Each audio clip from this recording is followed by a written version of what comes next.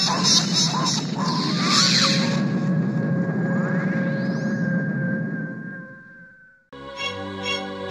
Haji, menyerahlah.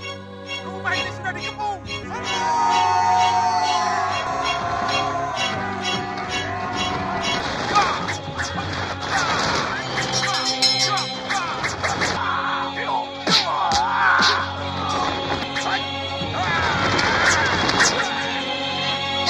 Aku harus latihan, Menir.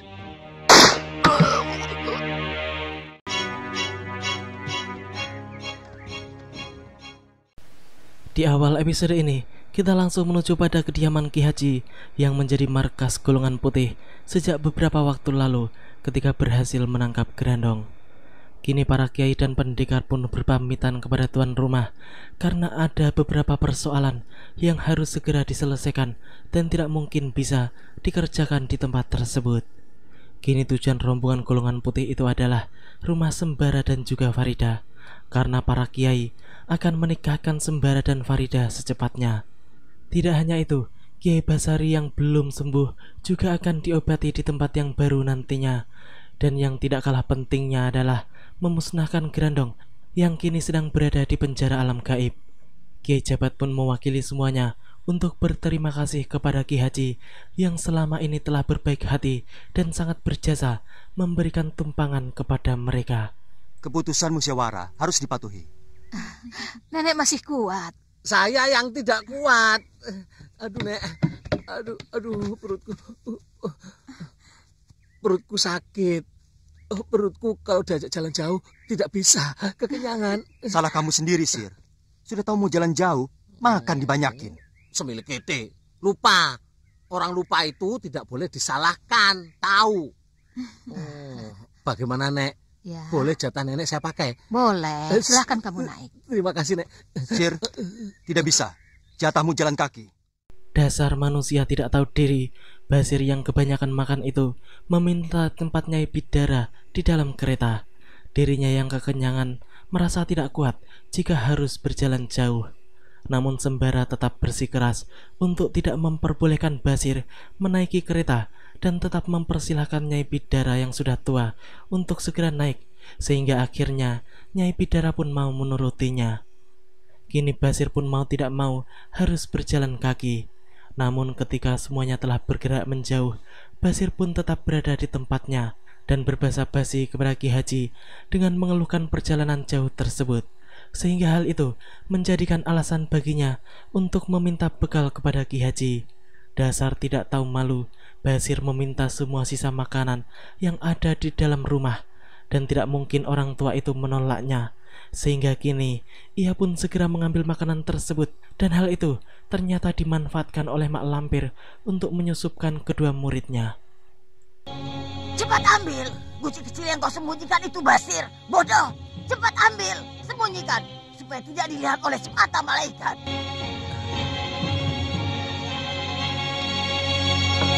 Aduh, aku sudah khawatir pemuda gendut itu akan meninggalkan guci itu. Ini di bawah, Sir. Ini sudah cukup, Nyai. Aduh, ini berat. Tidak apa-apa. Amal tenaga pahalanya gede. Makin jauh, makin gede lagi ganjarannya. Terima kasih, Nyai. Permisi. Ya, hati-hati ya. Yang ikhlas bawanya, biar pahalanya tidak hilang. Basir memang benar-benar keterlaluan. Karena sifatnya yang suka makan dan mengumbar keinginannya itulah Mak Lampir dapat memanfaatkan manusia gendut tersebut dengan mudah. Kini ia berlari mengejar rombongan sambil memanggil-manggil nama Sembara. Namun Sembara sendiri tidak mau menggubrisnya karena ia begitu kesal dengan tingkah Basir. Mak Lampir yang masih memantau Basir pun kemudian menuntun si gendut itu untuk memasukkan guci kecil yang dibawanya ke dalam bakul serta menutupinya dengan makanan agar tidak terlihat. Setelah itu, Basir pun kembali berjalan cepat mengejar rombongan. Namun tiba-tiba saja Santalima si mata malaikat merasakan adanya kehadiran musuh dari arah belakang. Hal itu diungkapkannya terhadap Datuk Larang Tapa dan juga Panglima Kumbang. Ya, aku merasakan panasnya. Kekuatan iblis datangnya di arah belakang. Betul. Tapi di belakang kita hanya ada si Basir. Basir kegemarannya makan. Orang yang suka makan, gampang ditunggangi setan. Ada kemungkinan musuh memperalat Basir. Hah? Keparat si mata malaikat. Keluarkan lagi kesaktian guru. Diam! Mak Lampir tampak begitu marah ketika melihat bahwa Santa Lima kini telah mengetahui kalau Basir telah diperdaya oleh musuh. Ratu golongan sesat itu pun kemudian tidak kurang akal. Ia pun mengerahkan ajian Durga Kaladursila guna menyusupkan iblis jahat yang sakti ke dalam tubuh Basir, sehingga kini Basir pun berubah menjadi ganas dengan mata merah membara yang sangat berbahaya. Santa Lima yang melihat perubahan tersebut pun langsung memperingatkan semuanya untuk tidak menoleh ke belakang, karena mata mereka bisa buta jika memandang mata Basir. Semuanya pun langsung mematuhi perintah si mata malaikat, karena mereka tahu bahwa peringatan tersebut bukanlah main-main. Para kiai pun tampak mengetahui kalau di tempat tersebut sedang berhembus angin iblis Batara Durga, sehingga mereka tahu arti peringatan Santa Lima. Kini murid Kiai Jamas itu pun bersiap untuk menghadapi Basir seorang diri.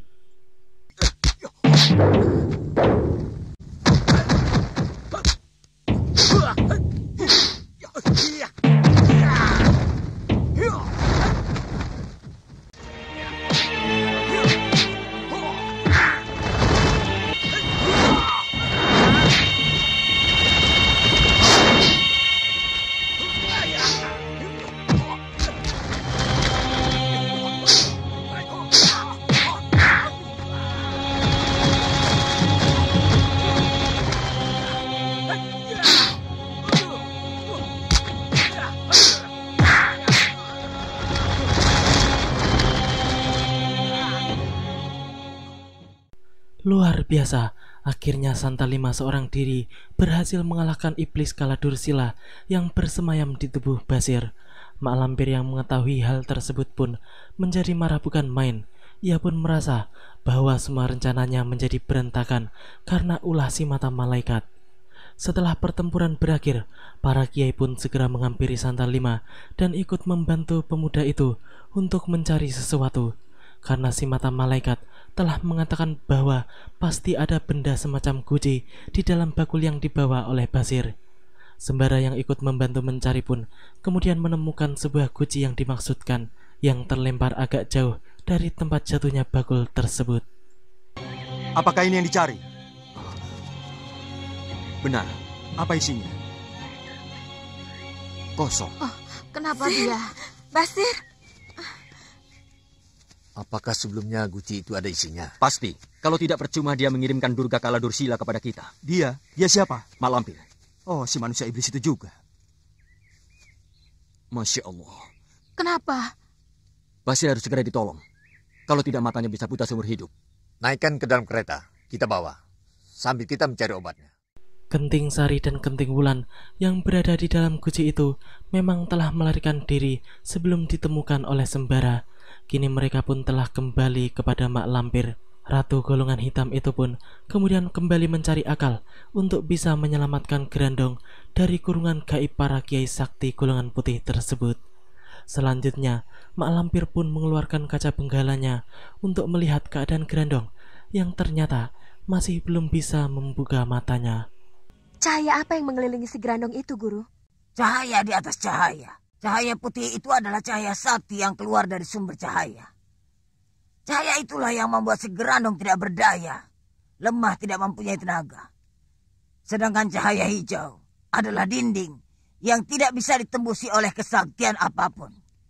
Mak Lampir pun menjelaskan kepada murid-muridnya bahwa mereka tidak akan pernah mungkin bisa menghancurkan kedua sinar sakti tersebut, karena keduanya bukanlah sinar ciptaan, melainkan sinar suci yang hadir karena kesucian, sehingga tidak ada seorang pun dari golongan hitam yang mampu menandinginya. Tidak ada seorang pun dari aliran hitam yang sanggup memecahkannya, karena kedua sinar itu dapat menyedot kekuatan yang begitu kuat, sehingga setiap aliran ilmu hitam yang mempunyai sifat bersila, dia akan musnah dan hancur tanpa bekas. Sangat mengerikan. Kini rombongan golongan putih pun telah memasuki kawasan sebuah desa, dan laki-laki Santa Lima dan Panglima Kumbang merasakan adanya hawa kekuatan iblis di sekitar mereka. Keduanya pun sengaja tidak memberitahukan kepada rombongan karena mereka yakin jika berdua saja mereka akan mampu menghadapi iblis tersebut. Benar saja, karena tidak lama kemudian muncullah raksasa berbadan merah yang sangat ganas. Melihat semua itu, Santa Lima pun segera bertindak. Sembara yang ingin membantu Santa Lima pun segera dicegah karena akan sulit bagi pemuda itu untuk mengalahkan Banaspati yang kini sedang menyatroni mereka. Sebab makhluk tersebut sangat sakti dan kebal terhadap ilmu kesaktian apapun. Kiai Jabat yang melihat semua itu pun kemudian bertanya-tanya makhluk apa yang sedang menyerang mereka itu. Nyai Bidara yang mengetahuinya pun langsung menanggapi bahwa makhluk itu adalah Raja Banaspati yang sangat sakti dan pasti ditugaskan oleh Mak Lampir untuk menyelamatkan Grandong.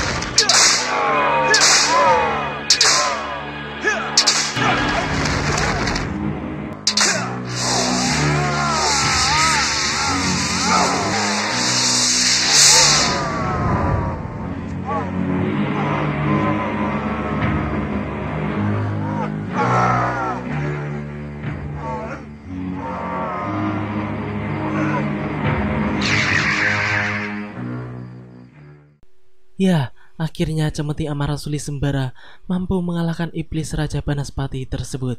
Kini Santa Lima pun mengusulkan agar mereka segera mencari penginapan, karena tidak mungkin mereka akan melanjutkan perjalanan. Akan tetapi, ternyata di desa itu sudah tidak ada lagi penginapan kosong, sehingga mau tidak mau mereka terpaksa melanjutkan perjalanannya, karena waktu juga sudah hampir subuh. Setelah waktu berubah menjadi pagi, mereka pun memasuki desa yang lain, dan di sana Sembara pun bertanya kepada salah seorang penduduk yang merupakan seorang santri tentang penginapan atau rumah yang bisa disewa barang beberapa hari. Namun sebelum orang itu menjawab, tiba-tiba muncullah Kiai Jamas, guru dari Santa Lima, yang menjawab pertanyaan Sembara. Andika bisa bermalam di rumah muridku untuk mengobati Basir, Kiai Basari, dan memeriksa keadaan Grandong. Terima kasih, Kiai. Assalamualaikum. Waalaikumsalam warahmatullahi wabarakatuh. Kiai. Assalamualaikum. Waalaikumsalam. Mari ikut. Aku sudah menyiapkan tempat untuk Andika.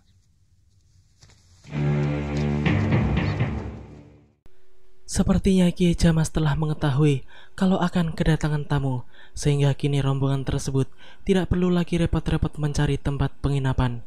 Rindi, Antika, dan Farida tampaknya sangat penasaran, sehingga menanyakan kepada Nyai Bidara bagaimana bisa Kiai Jamas mengetahui semuanya.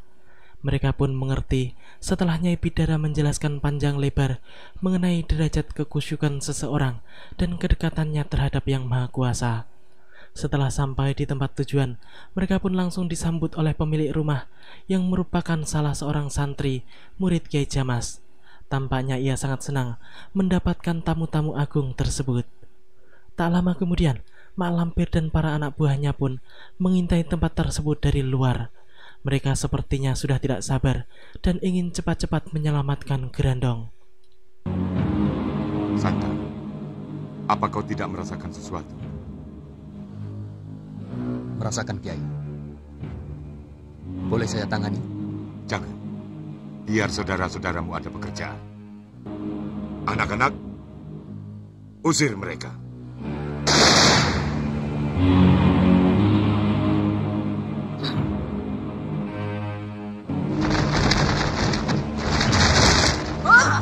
Barat Kiai Jamas dan Santa Lima tidak mempan ajian tabir 1000.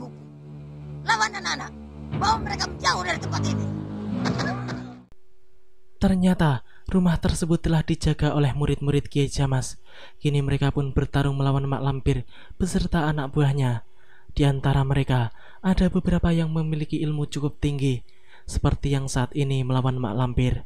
Tampaknya lelaki itu memiliki kemampuan paling tinggi di antara teman-temannya.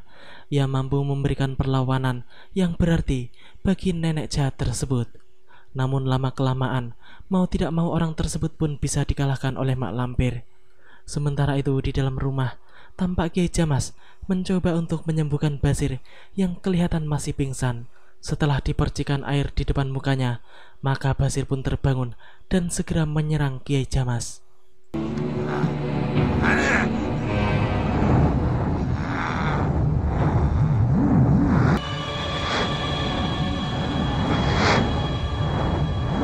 Menyingkir.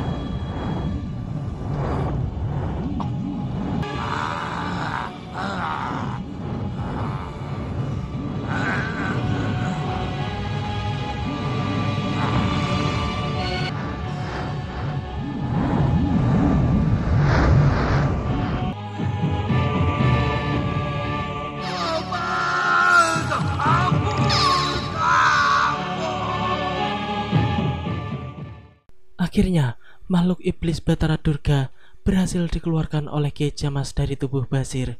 Sedangkan di luar sana, pertarungan pun masih terus berlangsung, dan tampaknya Mak Lampir benar-benar dibuat repot oleh murid-murid Kiai Jamas tersebut. Kenyataannya, mereka memiliki ilmu yang tinggi, sehingga tidak mudah untuk dikalahkan.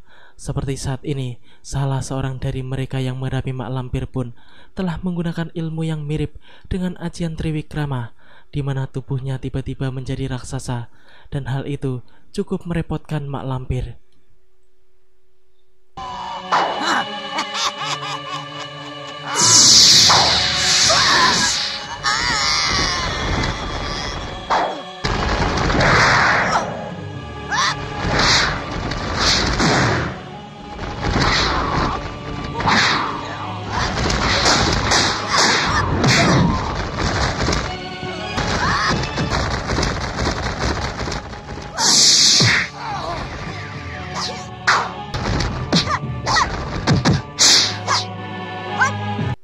Murid-murid Kiai Jamas itu pun menghilang setelah merasa cukup untuk menjauhkan Mak Lampir dari markas golongan putih. Mak Lampir pun menjadi sangat marah karena sedari tadi ia direpotkan dengan santri-santri sakti tersebut. Ia kini merasa bahwa kekuatan putih bertambah kuat saja setelah Kiai Jamas ikut campur di dalam urusan mereka.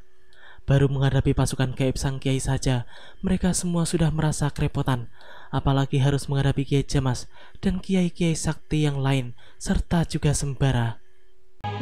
Basir, Makan. kau lapar? Makan. Dasar abul butun. Sedang sakit pun yang diingatnya hanya makan. Demikianlah alur cerita di episode kali ini. Nantikan kelanjutan kisahnya di episode yang akan datang. Terima kasih bagi teman-teman semua yang udah mau nonton. Jangan lupa subscribe dan share, dan juga nyalakan notifnya. Assalamualaikum warahmatullahi wabarakatuh, dan salam anak 90-an.